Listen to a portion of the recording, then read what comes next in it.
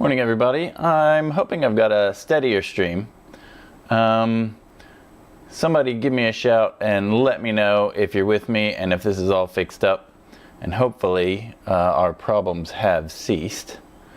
A little bit of a hectic start. I was daydreaming a little bit and realized I was about to go live. And then I actually went live. My stream was a bit choppy. I didn't turn my sound on. And then on top of that, I'm pretty sure my lapel mic is giving me electric shocks. Okay, but I think we are good, although I'm not sure I've got anyone else in the chat with me, which is a shame. All right, let's get on with this.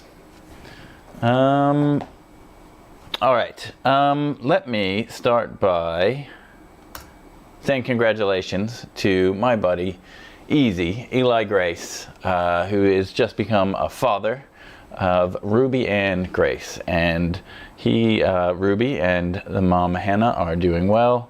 And here's a great shot of Easy being a dad. And Easy is in the chat almost every week, and I really appreciate his support, and I wanted to get around him.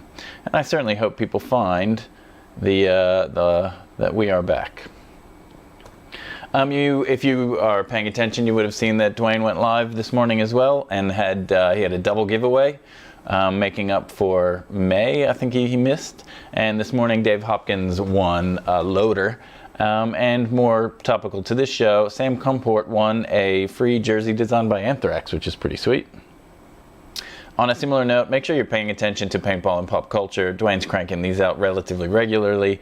The most recent episode is an episode of The Community, and it has a guest judge, Marcelo Margot, which is awesome. I love my segues. Speaking of Marcelo Margot, Play the Game podcast his most recent episode has Wolf of sort of the bush ball scene, the woods ball scene, which is kind of cool that they're kind of showing off both sides of the sport or multiple sides of the sport. You know who else is on Play the Game podcast? Tyler Harmon, and I hope that you guys checked out last week's episode that was pre-recorded because I was on holidays with Tyler Harmon. He'd given a very generous 7-minute video cycling through some of his jersey collection, and I have started uploading these community contributions separately on my YouTube channel as well, in case you just wanted to check out what the community is submitting, and I thought it definitely warranted it. In addition, if you are a Tyler Harmon fan, there is a Tyler Harmon Dynasty jersey that's just gone up in the marketplace. And if I lived in the States and shipping and exchange rates and all that weren't a problem, I'd probably be on that. Now, Carl Markowski's got his Playing On podcast. And I'm a supporter of his. I like what he does over there. And he has actually submitted a photo of one of his prized jerseys for me to include in this show. And most recently, his 99th episode is with B and Mike Paxson. I haven't had a chance to listen to it because there's only 24 hours in a day. But B contributed a short video to this show a little while ago as well. So she seems to be kind of making the rounds, getting on a few different podcasts, which is pretty cool to see. My chat is so quiet, it's making me sad. I've lost everybody. Now, I spotted this on Instagram. Droogs has dropped its new kit for, I'm assuming 2021 at this point. And it is a collaboration between Anthrax and Sandana. And if you look closely, you can see the flying skulls in the pattern of the jersey. And I think that came out really good. I think that's pretty sweet. You know who plays for Droogs? Jessie Maiello. And this is a jersey that she was selling off with a bunch of her other gear, and I will get back to you on that, Jessie, because I will have it. Now, a couple of other community contributions. I've got this photo, which is a Dead Rabbits team jersey, and I think Elmo designed that. I might be wrong. This individual also sent me this jersey, Ruthless paintball team, which I don't know as much about, but I believe that's his sort of personal team that he plays for. And I am talking about Mark Etok.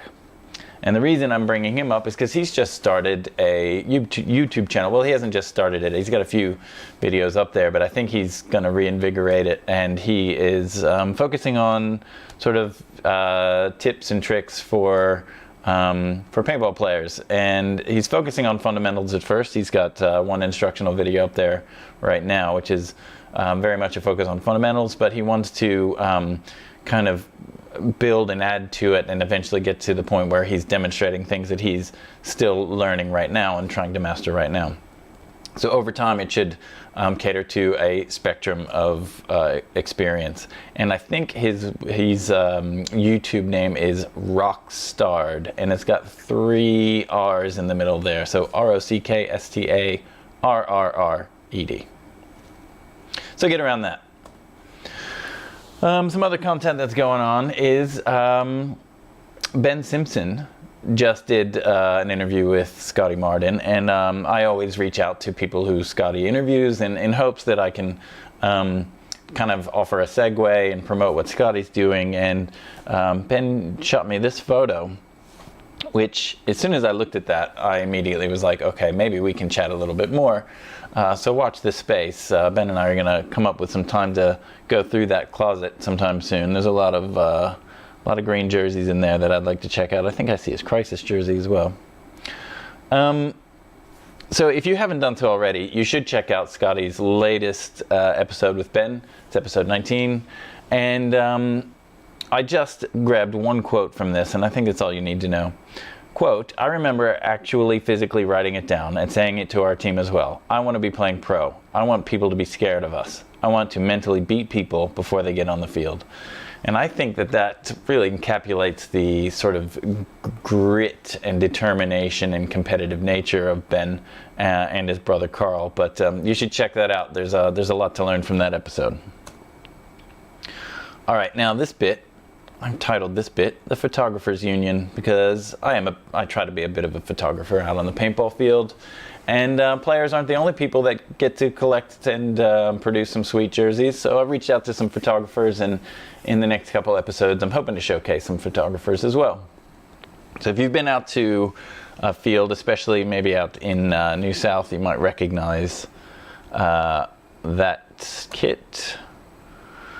And here it is on an NXL Media jersey as well. Obviously I'm talking about Trinity Hook. That's pretty sweet. She's got her brand right across that one. And I got Trinity Hook there on the left of your screen, who is a very generous and approachable photographer. And when I first made my way out to Sevens, she reached out to me and just kind of showed me around and showed me some good angles and that sort of thing. And she's just a really generous person. And with her in that shot is Morgan Lane. And I reached out to Morgan, who was a really active photographer maybe a few years ago. And she said she doesn't really have any photographer jerseys. She just wears an Envious jersey, which is a nice problem to have. She also mentioned that she's been gifted many jerseys over the years. So again, watch this space, because I'm going to have to holler at Morgan sometime. And like I said, more photographer submissions coming soon. And the chat is dead. I've lost everyone.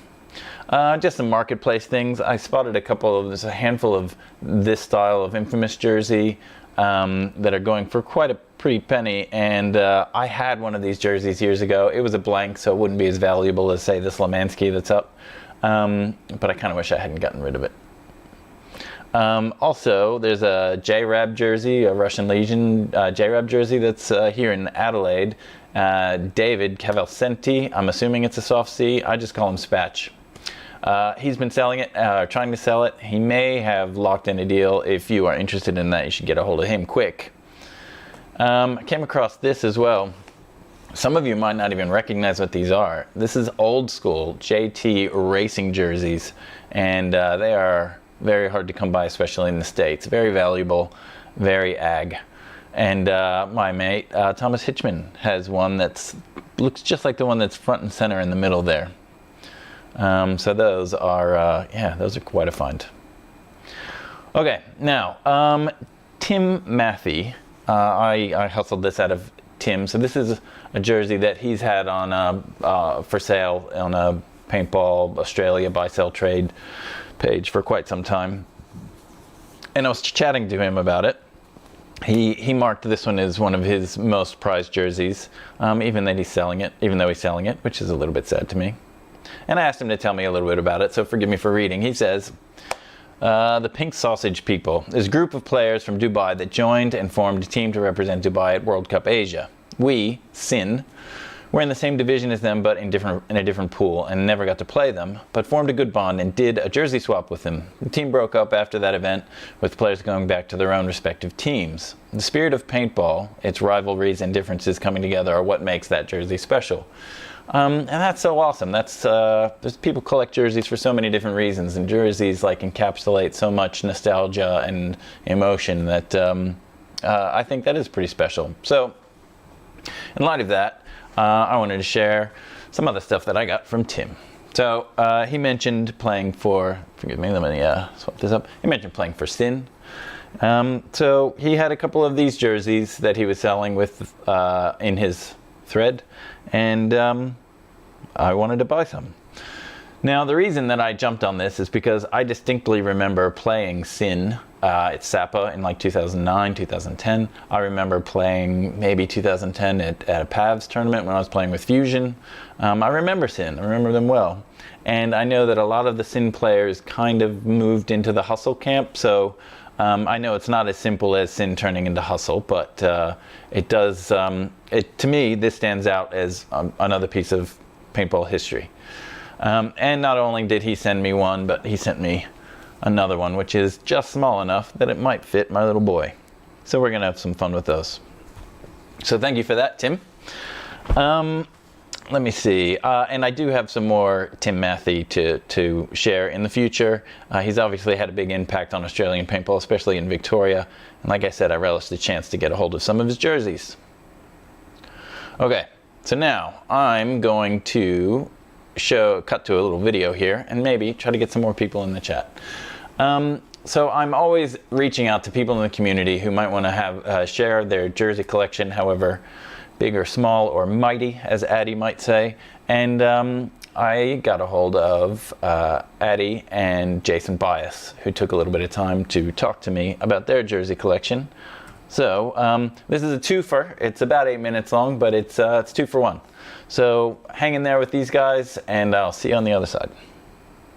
I'm Addie. I am the team mum of the Marauders, former, what was I for Gladiator? I was the marketing coordinator for Gladiator last year, and I'm going to show off some of my jerseys. And Jason here, former captain of the Marauders, now spokesman slash coach slash ambassador for the team. And yeah, I'm doing the same. So I thought I would start with my Marauders jerseys without poking myself in the head too much with them.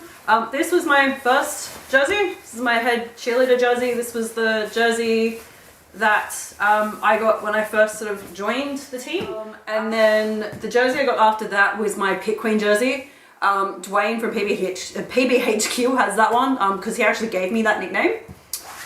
Whoop. And then this is our jersey for this year, last year. This is my Team Mum jersey. And this was the jersey, this is the only jersey that fit Nick Lamb round one. Because his jersey hadn't come from Anthrax yet. So this is my Sacramento DMG jersey. It's my Dave Vasquez jersey. Dave played with us for a little while and I kept bugging him for a jersey and he eventually gave in, and so this is one of my favorite jerseys. This is my Chops jersey. Stingrays. It's got a star in the front of it. This is my Stingrays jersey. This is Chops' jersey. It's also a neg one. We fight over the person who has that number. He maintains he has it first. I'm the person who wears it in Australia. He just has to deal with it. But again, this is another one of my favorite jerseys just because it's someone who means a lot to me and I like collecting the jerseys of my friends.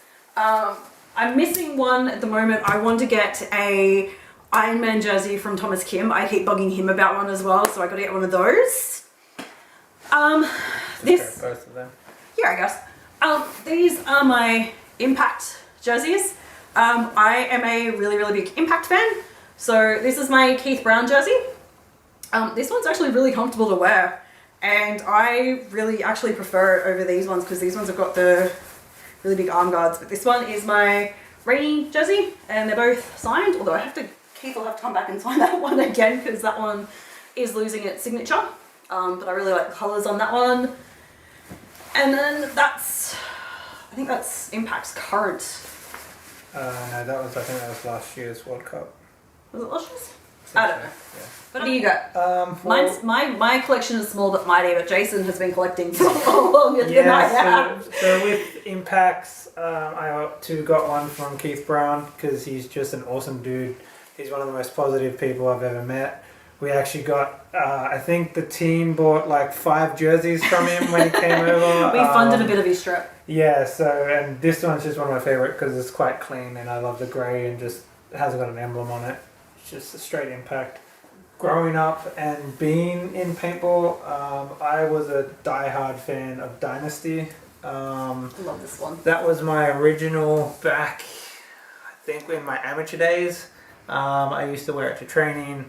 And then back when they had Rockstar and they used Empire, and that has been signed by basically the entire team that comes out to Australia. It's got Yaba, it's got Greenspan, it's got Marcelo's on it. Marcelo, and I think it had Spicker when he was obviously with Dynasty. Another one that's signed by all of them is my A-Rod jersey.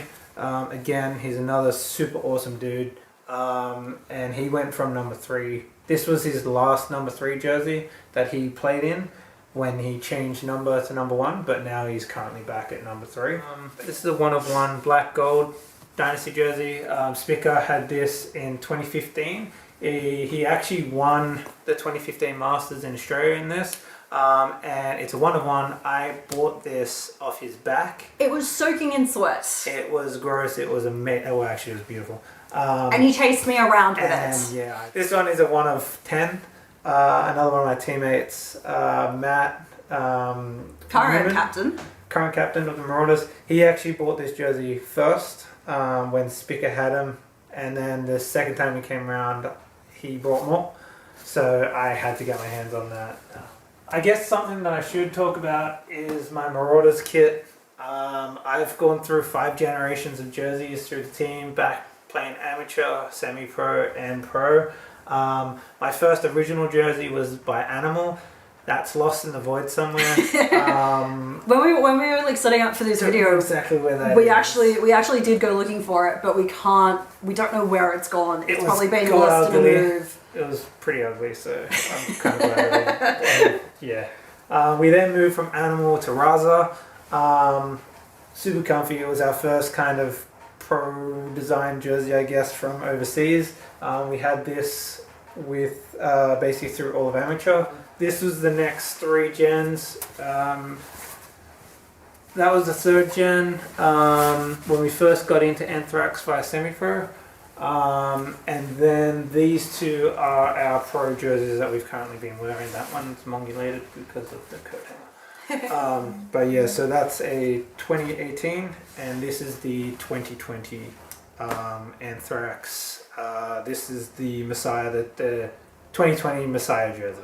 It's also worth noting that the Marauders were the first Anthrax sponsored team in Australia, and we're now the first Elite Corps team in Australia. Yeah, we're the first and only Elite Corps team in Australia, which is actually something really special. We love being able to like say that we've got these amazing teams behind us, and like Anthrax and HK and factory team for Lux as well. Yes, and we're the only factory sponsored team in Australia for Lux as well. So we're really, really fortunate and really, really lucky to have such amazing teams backing us and stuff like that. And Jason has one last jersey. Yeah, so the last jersey that we have in our possession is a Dizon. Dizon jersey from Houston Heat.